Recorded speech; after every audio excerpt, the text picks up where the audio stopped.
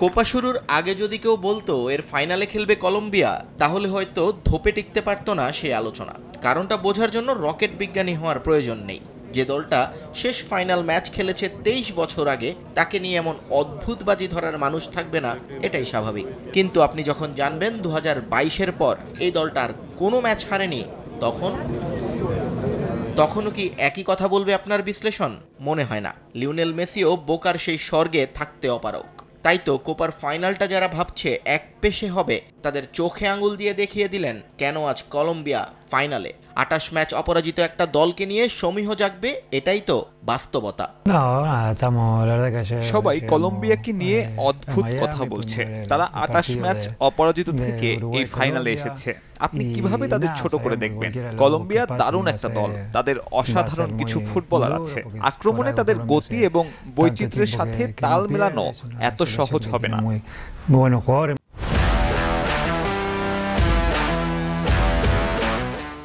এই আর্জেন্টিনাও স্পেশাল। তাদের আছে হুলিয়ান আলভারেজ, ম্যাকালিস্টারের তারুণ্য, আর সঙ্গে মেসি লাউতারোর অভিজ্ঞতা। গোলপোস্টে বাজপাখি এমি মার্তিনেজ। যে কোনো প্রতিপক্ষের জন্য রীতিমতো বিভীষিকাময় সময় উপহার দিতে আর কি বা লাগে। তার উপর ইতিহাসও যে হাতছানি দিচ্ছে আকাশী নীলদের।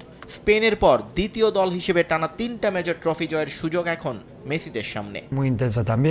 ফাইনাল সব সময় আলাদা, অন্য ম্যাচের সঙ্গে এর তুলনা হয় না। ছেলেদের এখন সেই অভিজ্ঞতাও হয়ে গেছে। এটা তৃতীয়বার আমরা খেলতে নামবো।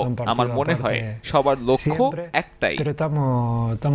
ফাইনালের আগে এখন বিশ্ব ফুটবলে সবার একটাই প্রশ্ন, কোপার পর মেসি থাকছেন তো? কিন্তু এ নিয়ে কোনো আলোচনায় যেতে রাজি হননি সুপারস্টার। বললেন সময়টা শুধুই এখন ডি মারিয়ার। পুরো দল তার জন্য খেলতেই মুখিয়ে আছে।